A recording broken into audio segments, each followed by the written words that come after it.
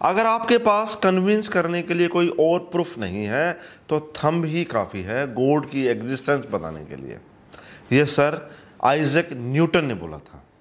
Indian school of palmistry और Chinese school of palmistry के according complete hand देखने की बजाय आप थंब को ही देख लीजिए तो आप एक व्यक्ति की कंप्लीट क्वांटम ऑफ सक्सेस और उसका कैरेक्टर क्या होगा वो बता सकते हैं।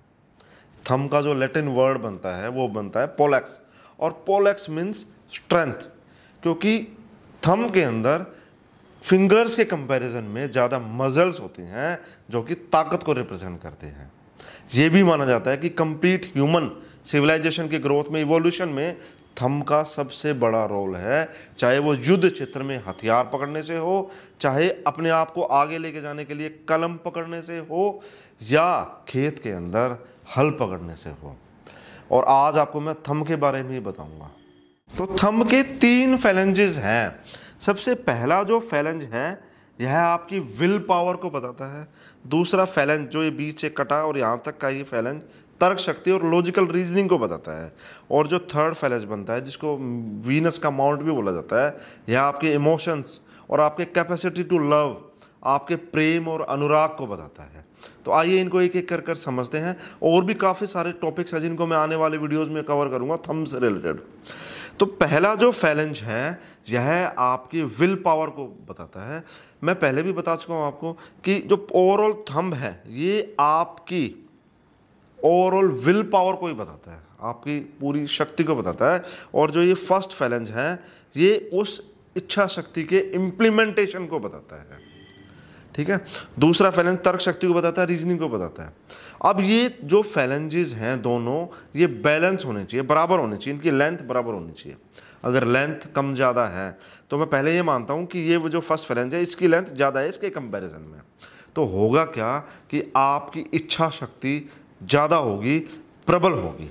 उससे क्या होगा कि आप लाइफ में ज़्यादा सोचेंगे नहीं, विचारेंगे नहीं, और बौखलाहट में आप जल्दी जल्दी डिसीजंस लेंगे।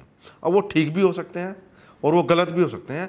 ये ओवरऑल हाथ को ही देखकर जाना जा सकता है।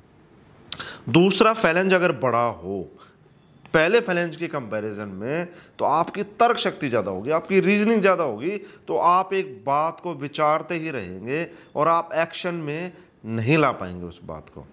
तो ये दोनों जो फैलेंजेज हैं इनकी लेंथ बराबर होनी चाहिए, क्योंकि ये हैंड इन हैंड चलने का ही नाम है। आपको चीज़ों को विचारना भी है और आपको चीज़ों को इम्प्लीमेंट भी करना है, तो दोनों चीज़ें इक्वल क्वांटिटी में होनी चाहिए ताकि आप ढंग से सक्सेस पा पाएँ अपने कर्मों के आधार पे। अब जो तीसरा फैलेंज है जो आपके प्रेम और अनुराग को बताता है, ये अगर वेल डेवलप्ड है, वेल राउंड शेप लिए हुए है, तो आपके अंदर कंपैशन होगा, दया होगी, प्रेम होगा, अनुराग होगा। परिवार के साथ, आपकी ट्राइब, आपकी जो जनजाति है, जिस भी समाज में आप रहते हैं, उनके साथ मिलकर चलने की कैपेसिटी आपके अंदर नहीं होगी। अब इसमें बड़ा छोटे से तो फ़र्क पड़ा, लेकिन अगर ये फैलेंज जो Venus of mount of Venus भी बोला जाता है, अगर ये दबा हो तो आपके अंदर प्रेम अनुराग की कमी होगी, दया नहीं होगी। आपका स्वभाव क्रूर भी हो सकता है और आपके अंदर रोगों से लड़ने की जो क्षमता है वो भी कम होगी। आपके अंदर रोग भी जन्म ले सकते हैं, वो गायने से रिलेटेड डिजीज़ हो सकते हैं फीमेल्स के अंदर, और एक जो मेल है उसके अंदर वो यूरिनरी रिलेटेड डिजीज़ हो सकते हैं। तो दोस्तों मेरा एक ये छोटा सा प्रयास था कि मैं आपको थंब के बारे में बताऊं। थंब के बारे में काफ़ी कुछ बोला जा सकता है और आने वाले वीडियोज़ में आपको बताऊँगा भी मैं। तो ये प्रयास मेरा पसंद आया होगा, आप लोगों को, आपके मन को छुआ होगा, मैं ऐसी उम्मीद करता हूँ।